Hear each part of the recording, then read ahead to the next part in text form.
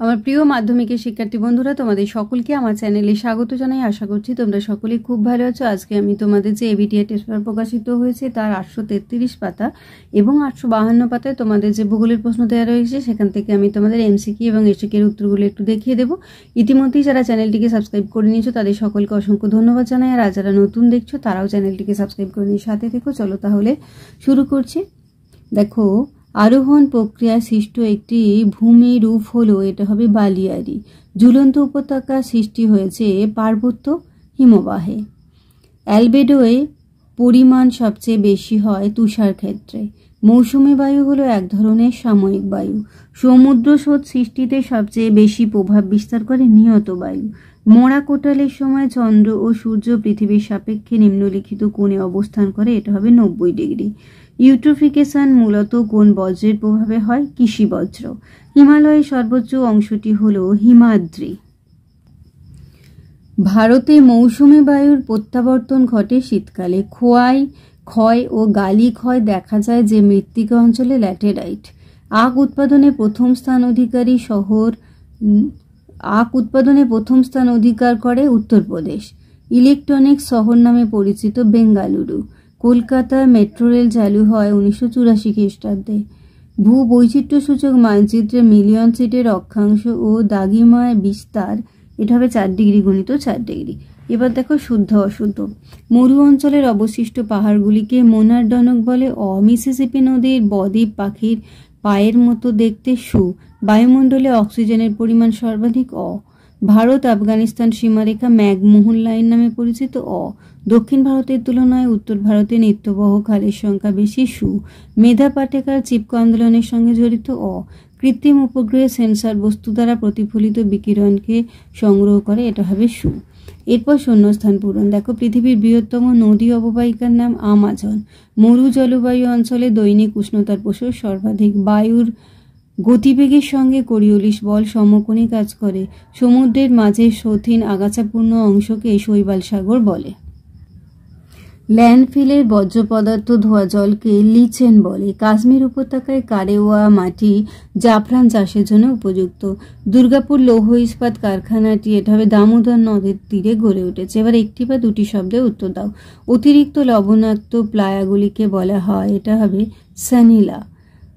উলম্বভাবে বায়ুর চলাচলকে কি বলে? এটা হবে বায়ুস্রোত। কোন তিথিতে জোয়ারের প্রাবল্য সর্বাধিক? অমাবস্যা ও পূর্ণিমা। পশ্চিমঘাট পর্বতমালার দক্ষিণতম গিরিপথটির নাম কি? ফলঘাট। ভারতের বৃহত্তম পশ্চিম বাহিনী নদীর নাম কি? নর্মদা। কোন মাটির গঠন মৌচাকের মতো? ল্যাটেরাইট। দক্ষিণ পূর্ব রেলপথের সদর দপ্তর কোথায় অবস্থিত? কলকাতা। ভারতের জীবন বীমা সংস্থার প্রধান কার্যালয় কোথায় অবস্থিত? এটা হবে মুম্বাই। এরপরে দেখো, স্তম্ভ মেলানো। নামচাবার ওয়া হয়ে যাবে পূর্ব Himalaya. Arsenic, blackfoot, rail engine, Chittaranjan, Malabar, কয়াল। এরপর আমরা চলে এলাম 852 পাতাতে। ভূমিরূপের উচ্চতা অভিকর্ষের বিপরীতে বৃদ্ধি পায় যে প্রক্রিয়ায়, তা হল আরোহণ। হিমালয়ের রূপকুণ্ড যে ভূমিরূপের উদাহরণ, এটা হবে হিমদ্রোণী। মরুভূমির শুষ্ক নদী উপত্যকাকে বলা হয় ওয়াদি। বায়ুমণ্ডলের ভাসমান ধূলিকণাকে বলা হয় এরোসল। এলনিনো দেখা যায় পেরু ও ইকুয়েডর। সমুদ্র জলের ঘনত্বের প্রধান নিয়ন্ত্রক হলো লবণাক্ততা। পৃথিবী ও চাঁদের মধ্যে দূরত্ব সর্বাধিক হলে তাকে বলে পেরিজি। বাতাসে দ্রুত জীবাণু ছড়ায় যে বজ্রের সাহায্যে, তা হলো তেজস্ক্রিয় বজ্র। দক্ষিণ ভারতের সর্বোচ্চ শৃঙ্গটি হলো আনাইমদি। ইন্দিরা গান্ধী ক্যানেলের মাধ্যমে জলসেচ হয় রাজস্থানে। মৌসুমী বিস্ফোরণ প্রথম দেখা যায়, এটা হবে কেরলে। পর্জল মৃত্তিকা দেখা যায় পার্বত্য অঞ্চলে। সবুজ বিপ্লবের সঙ্গে যুক্ত গম। মহাকাশে কৃত্রিম উপগ্রহ যেখানে রাখা হয় তা হলো প্ল্যাটফর্ম। আচ্ছা, এরপরে দেখো শুদ্ধ অশুদ্ধ নির্ণয় করতে বলা হয়েছে। প্লাবনভূমি ও বদ্বীপ সৃষ্টি হয় আরোহণ প্রক্রিয়ায়। হিমালয় হলো ভারতের প্রধান জলবিভাজিকা। নিরক্ষরেখায় কোরিওলিস বল সবচেয়ে বেশি। মিথেন একটি ল্যান্ডফিল গ্যাস।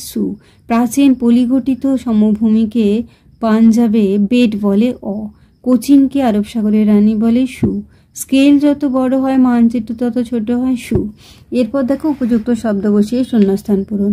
ক্ষয়ের শেষ সীমা ধারণার প্রবর্তক হলেন বিজ্ঞানী পাওয়েল। কড়ি হ্রদগুলিকে সার্ক বলে। মরু অঞ্চলে উষ্ণতার প্রসর সবচেয়ে বেশি।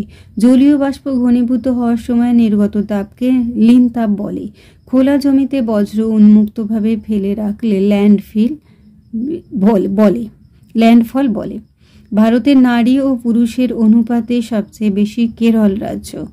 রেলপথকে ভারতের জীবনরেখা বলে। এরপর দেখো একটি বা দুটি শব্দে উত্তর দাও।